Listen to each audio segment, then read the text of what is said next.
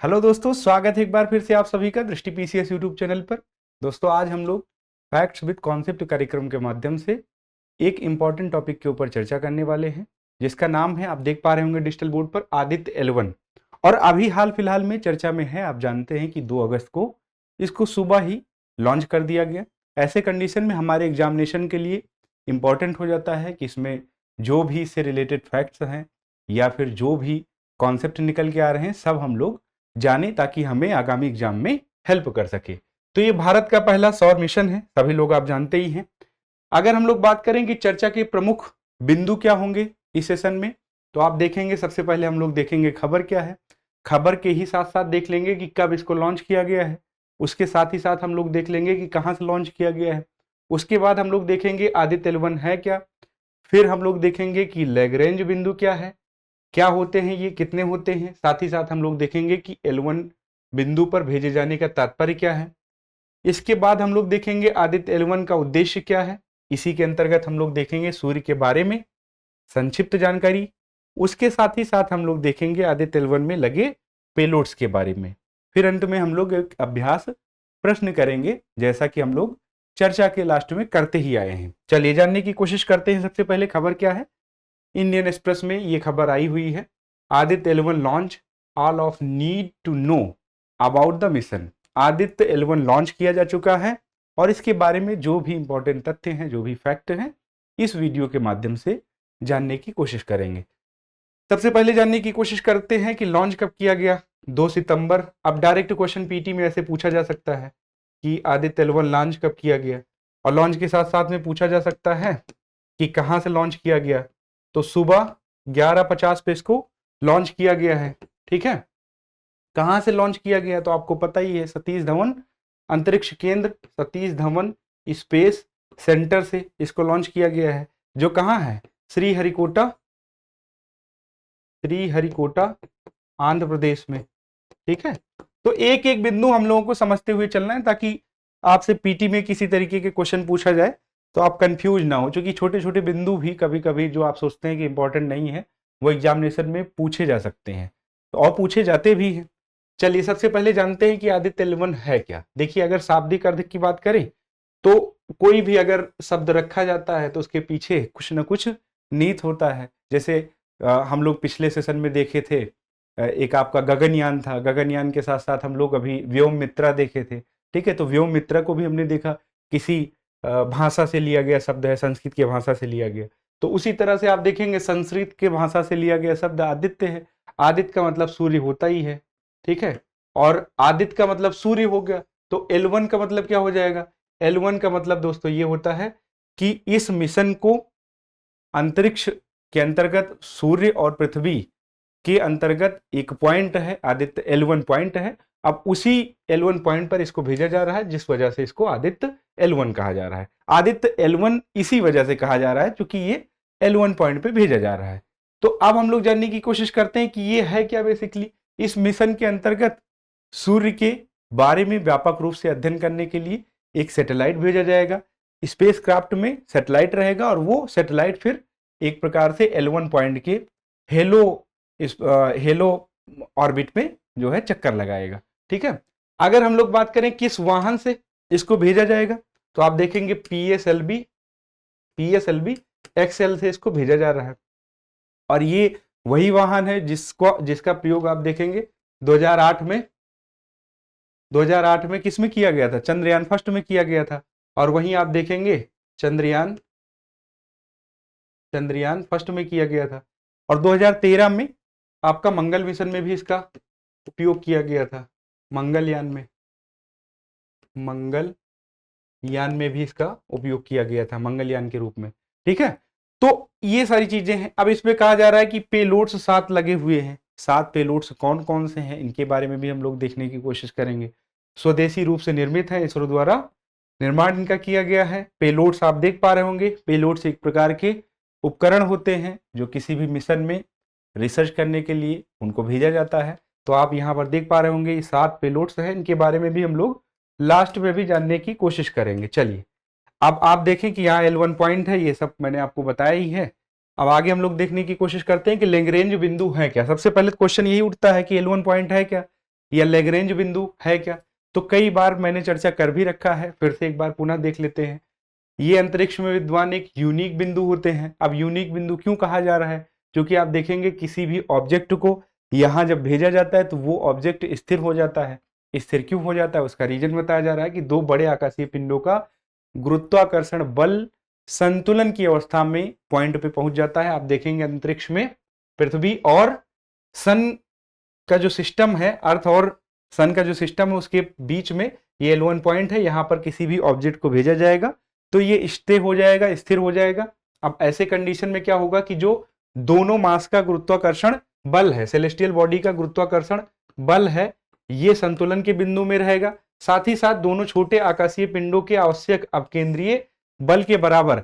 तो ये यहाँ पर देखें कि अगर कोई ऑब्जेक्ट भेजा जाता है यहाँ, तो इस ऑब्जेक्ट का जो अपकेंद्रीय बल है उसके बराबर हो जाएगा क्या? यहाँ पर ग्रेविटेशनल फोर्स।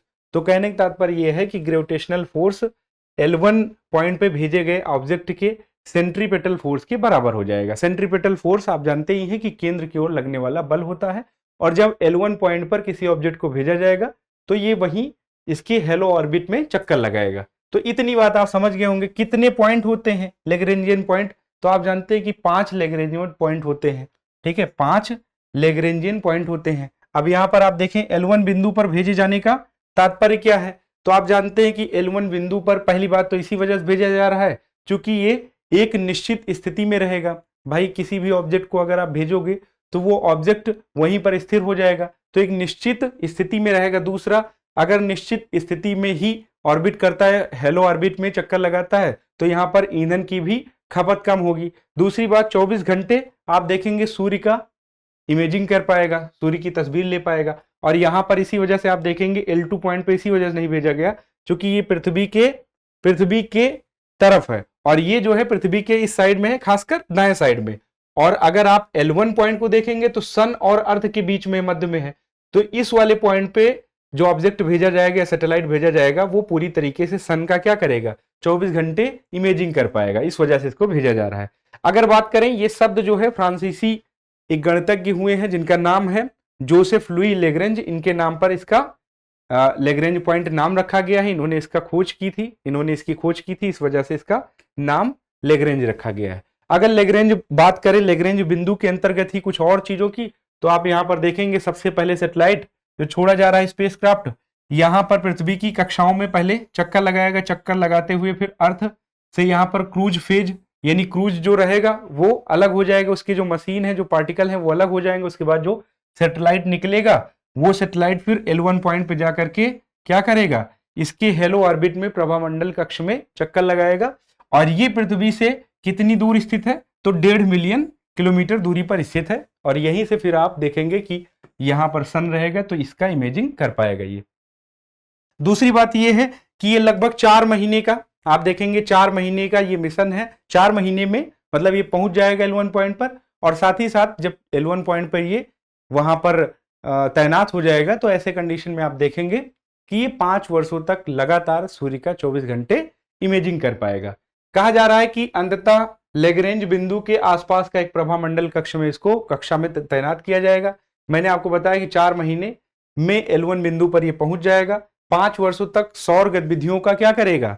निरीक्षण करेगा। और इसी सौर गतिविधियों का निरीक्षण करने की वजह से इसको सोलर ऑब्जर्वेटरी या ऑब्जर्वेशन कहा जा रहा है कि सोलर ऑब्जर्वेशन करेगा।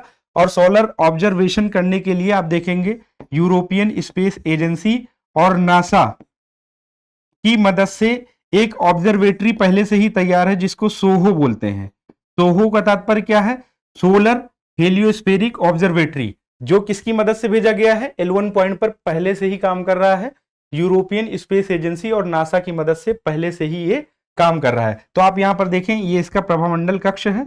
यहां पर ऐसे ये आदित्य L1 का जो सैटेलाइट है वो काम करेगा, चक्कर लगाएगा। चलिए, आदित्य L1 के उद्देश्य की बात करें तो आप सबसे पहले सूर्य के बारे में जाने, क्योंकि सूर्य के बारे में स्टडी करने के लिए इसको भेजा जा रहा है। तो आप सूर्य की संक्षिप्त में जानकारी देखें तो ये पृथ्वी के व्यास से लगभग 109 गुना अधिक है इसका व्यास, सूर्य का व्यास। और व्यास का मतलब आप जानते ही हैं, इसे रेडियस होता है। जैसे कोई गोला खिंचाएंगे तो रेडियस होता है, और रेडियस का आधा जो है रेडियस का पूरा वो क्या हो जाएगा, 2r is equal to D होता है।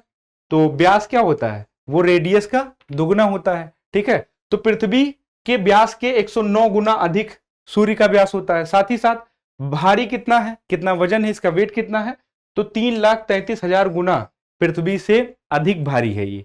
आकार की बात करें तो आप देखेंगे 1.3 मिलियन पृथ्वी सूर्य में समाहित हो सकता है, इतना बड़ा इसका आकार है, इसका शेप इतना बड़ा है। अगर हम लोग इसके स्ट्रक्चर की बात करें तो जिस तरीके से आप देखेंगे पृथ्वी का स्ट्रक्चर हमें दिखाई पड़ता है, खासकर पृथ्वी के स्ट्रक्चर के अंतर्गत हमें कोर दिखाई पड़ता है, फिर उसके बाद में मेंटल दिखाई पड़ता है, फिर उसके बाद में आउटर मोस्ट जो क्षेत्र है उसको हम लोग क्रस्ट बोलते हैं। उसी तरीके से सूर्य का भी हमें स्ट्रक्चर दिखाई पड़ता है। सूर्य में अगर हम लोग देखें तो सबसे पहले हमें कोर दिखाई पड़ता है, इनर लेयर की बात करें उसके बाद में रेडिएटिव जोन दिखाई पड़ता है, फिर कन्वेक्शन जोन दिखाई पड़ता है। ये आपके इनर लेयर्स हुए और इन्हीं को मिलाकर के सूर्य बना होता है। और अगर आप बात करें आउटर लेयर्स की तो आउटर लेयर्स के अंतर्गत फोटोस्फीयर हमें दिखाई पड़ेगा। आउटर लेयर्स का तात्पर्य यह है कि वहां पर परत नहीं है, बस सूर्य का वायुमंडल है और सूर्य के वायुमंडल के अंतर्गत इन चीजों को विभाजित किया गया है। फोटोस्फीयर, उसके बाद में क्रोमोस्फीयर, फिर ट्रांजिशन रीजन, उसके बाद में आउटर मोस्ट लेयर जिसको कोरोना के नाम से हम लोग जानते हैं। अगर यहां पर हम लोग बात करें कोर में क्या होता है तो आप जानते हैं हाइड्रोजन के 2 मॉलिक्यूल मिलकर के हीलियम का निर्माण करते हैं और इसी को नाभिकीय संलयन के नाम से जानते हैं। और इसी नाभिकीय संलयन की वजह से सूर्य की रोशनी, सूर्य की उष्मा, ठीक है, जो हमें एनर्जी के रूप में अल्ट्रावायलेट रेज के रूप में प्राप्त होती है और पृथ्वी पर हम लोग रह के महसूस भी करते हैं, विटामिन डी प्राप्त करते हैं। ठीक है, रेडिएटिव जोन की बात करें तो आप देखेंगे रेडिएटिव जोन के अंतर्गत ये जो दूसरा जोन है इसके अंतर्गत आप देखेंगे 70% सूर्य का रेडियस जो है ये कवर करता है। बचा कुचा जो 30% है वो कन्वेक्शन जोन कवर कर लेता है। तो 70% सूर्य का रेडियस यही कवर कर लेता है, रेडिएटिव जोन ही। कन्वेक्शन जोन में अप्रोक्सीमेटली 30% रेडियस कवर करता है। और आप देखेंगे कि जो एनर्जी का फ्लो है वो कन्वेक्शन के माध्यम से होता है, इस वजह से इसको कन्वेक्शन जोन कहा जाता है। आउटर लेयर्स मैंने आपको बता ही दिया कि आउटर लेयर्स में कोई पृथ्वी की तरह लेयर्स नहीं है, परतें नहीं है जिनको हम भौतिक रूप से टच कर सकें। यहां पर एक इमेजिनेशन किया गया है कि सूर्य के वायुमंडल में आप देखेंगे 4 प्रकार के लेयर्स हमें आउटर लेयर दिखाई पड़ते हैं। पहले फोटोस्फीयर, उसके बाद में आप देखेंगे क्रोमोस्फीयर। पृथ्वी से अगर हम लोग सूर्य की जिस भाग को देख पाते हैं उसको हम लोग क्या बोलते हैं, फोटोस्फीयर बोलते हैं। दूसरी बात क्रोमोस्फीयर, फिर ट्रांजिशन रीजन, पतली सी परत होती है, उसके बाद में आप कोरोना देखेंगे जो आउटर मोस्ट लेयर होता है। और आप देखेंगे इसी के अध्ययन के लिए ये जो मिशन है वो भेजा जा रहा है। चलिए आगे हम लोग जानने की कोशिश करते हैं कि सूर्य से क्या क्या निकलता है। निकलने की बात करें कि सूर्य से कौन कौन सी चीजें प्राप्त होती हैं हमें, तो आप देखेंगे सूर्य से इलेक्ट्रोमैग्नेटिक स्पेक्ट्रम निकलता है जिसके अंतर्गत रेडियो वेव्स, माइक्रोवेव्स, इंफ्रारेड, उसके बाद में अल्ट्रावायलेट, फिर उसके बाद में एक्सरे, फिर गामा रेज। दोनों ये किरणें काफी बेहद खतरनाक होती है। और इसके साथ ही साथ सोलर फ्लेयर्स निकलता है, सोलर विंड्स निकलता है। सोलर विंड्स में आप देखेंगे इसके साथ ही साथ कोरोनल मास इजेक्शन, जो सोलर विंड्स क्या होते हैं सबसे पहले आप जान जाइए। यहां पर huge wave of charge electrons and protons और इलेक्ट्रॉन्स के एक आवेशित कण होते हैं और उनका एक प्रकार से वेव्स के रूप में वो फ्लो होती रहती है। उन्हीं को हम लोग क्या बोलते हैं, उन्हीं को हम लोग सोलर वेव्स बोलते हैं। अब सोलर वेव्स के साथ साथ आप देखेंगे कोरोनल मास इजेक्शन भी निकलता है। अब इसमें क्या होता है कि सोलर वेव्स तो रहता ही है, पृथ्वी का मैग्नेटिक फील्ड, ये दोनों मिला करके एक बर्स्ट का निर्माण करते हैं। बर्स्ट का मतलब क्या हुआ कि एक प्रकार से आप देखेंगे कि ये किसी भी चीज को जब फूटता है ना, फैलाव होता है, उसी को बर्स्ट बोलते हैं, मतलब फूल जाना या फैल जाना। तो सोलर हवाएं और साथ ही साथ में मैग्नेटिक फील्ड जो पृथ्वी के चारों तरफ हैं उनको मिला करके एक बहुत बड़े बर्स्ट का निर्माण होता है, जिसी को हम लोग कोरोनल मास इजेक्शन या CMEs भी बोलते हैं। और इसके साथ साथ में आप देखेंगे सोलर फ्लेयर्स भी निकलता है। तो इस तरीके से आप देखेंगे सूर्य से इन सारी चीजों का एक प्रकार से निष्कासन होता है। और इन्हीं सारी चीजों के अध्ययन हेतु आप देखेंगे सब सारी चीजें सिस्टम से हैं, इन्हीं के अध्ययन हेतु क्या भेजा जा रहा है, आदित्य L1 भेजा जा रहा है। और इन्हीं के अध्ययन हेतु आदित्य L1 में 7 पेलोड्स लगे हुए हैं। कितने पेलोड्स लगे हुए हैं, 7 पेलोड्स। और अगर आपसे कोई पूछे दोस्तों कि पेलोड्स क्या होते हैं, तो पेलोड्स जो है किसी भी क्षेत्र की या किसी भी वस्तु के बारे में अध्ययन करने के लिए इंस्ट्रूमेंट लगाए जाते हैं, उपकरण होते हैं एक प्रकार के। अब यहां पर एक प्रकार के उपकरण की बात करें तो आप देखें आदित्य L1 के अंतर्गत कितने पेलोड्स लगे हुए हैं, 7, जिसमें पहला पेलोड है आपका VELC। VELC का तात्पर्य क्या है, विजिबल इमेजन लाइन कोरोनोग्राफ, अब नाम से ही विदित हो रहा है कि इसमें सौर कोरोना और कोरोनल मास इजेक्शन की गतिशीलता का अध्ययन करने के लिए इसको लगाया गया है। अगर यहां पर आप देखें VELC कहां पर लगा हुआ है, तो ये लगा हुआ है, ये जो सैटेलाइट है उसी में पेलोड लगे होंगे। अब पेलोड में आप देखिए VELC यहां पर लगा हुआ है। फिर दूसरा क्या है, दूसरा है SUIT, solar ultraviolet imaging telescope. अब ये क्या करेगा, to image the solar photosphere and chromosphere. मैंने आपको बताया कि फोटोस्फीयर और क्रोमोस्फीयर दोनों के अध्ययन के लिए इसको भेजा जा रहा है। तो यहां पर देखें SUIT भी लगा हुआ है। साथ ही साथ आप देखेंगे सोलेक्स है, solar low energy x ray spectrometer. इसमें क्या होगा, आप यहां पर देखें, यहां पर है सोलेक्स, कहां पर लिखा हुआ है, देखें यहां पर सोलेक्स, ये सोलेक्स है, तो सोलेक्स लगा हुआ है। सोलेक्स के साथ साथ में आप हीलियोस देखेंगे। हीलियोस का तात्पर्य क्या है, high energy L1 orbiting x ray spectrometer.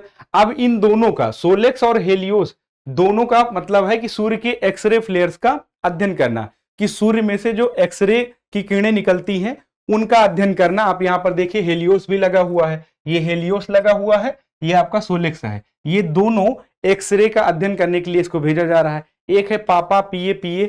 अब पापा का मतलब क्या हुआ, plasma analyser package for Aditya. अब इसमें प्लाज्मा के अध्ययन के बारे में देखा जाएगा, सौर पवन क्या है, ऊर्जावान आयन के बारे में जानने की कोशिश की जाएगी।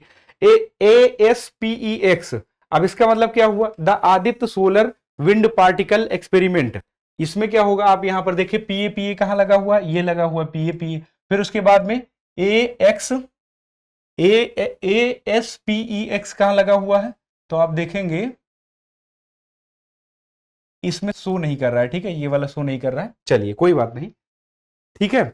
और उसके बाद में ये दोनों आप देखेंगे, दोनों पेलोड्स जो है ये किसकी अध्ययन करने के लिए जा रहे हैं, दोनों सौर पवन और ऊर्जावान आयनों के अध्ययन हेतु इनको भेजा जा रहा है।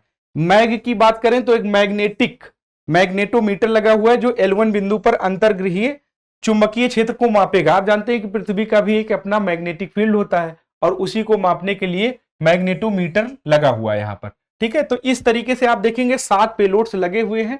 आपको कभी कभी एग्जामिनेशन में आप सोच रहे होंगे कि इसको क्यों हमें पढ़ना है। देखिए एग्जामिनेशन में कभी कभी आपसे पूछा जा सकता है कि हाल ही में चर्चा में रहा SUIT, ये फुल फॉर्म दे देगा solar ultraviolet imaging telescope, ये किस मिशन से संबंधित है, किस मिशन में इसको लगाया गया है। या फिर ऐसे पूछ सकता है कि हेलियोस किस मिशन में लगाया गया है। तो आप लोग पेलोड्स का इन जनरल नाम जाने और उसके साथ साथ में किस वजह से इस पेलोड्स को तैनात किया गया है इसको भी जाने। तो ये आज का एक प्रकार से सेशन रहा। अब हम लोग देखने की कोशिश करते हैं कि आज का अभ्यास प्रश्न क्या है। हाल ही में इसरो के आदित्य L1 मिशन में किस लॉन्च वाहन का प्रयोग किया गया है, तो मैंने इसको प्रारंभ में ही बता रखा है। तो आप लोग इसका सही विकल्प क्या है कमेंट बॉक्स में जरूर बताएं। आपके सामने विकल्प है PSLV XL, PSLV C25 और GSLV और उसके बाद में SSLV, ठीक है। तो इन सारे ऑप्शन को आप लोग देखें, उसके बाद में इसका सही विकल्प क्या है मुझे कमेंट बॉक्स में जरूर बताएं। अगर इसका आप PDF चाहते हैं तो आप निश्चिंत होकर के कमेंट बॉक्स में इसका लिंक दिया गया है, डिस्क्रिप्शन में आप जाएंगे तो लिंक दिया गया है, उसमें से आप देखेंगे कि आपको मिलेगा टेलीग्राम लिंक। उसी टेलीग्राम लिंक से आप लोग ये PDF फाइंड कर सकते हैं। तो चलिए मिलते हैं किसी नए आर्टिकल के साथ, नए टॉपिक के साथ। तब तक के लिए आप लोगों को बहुत बहुत धन्यवाद।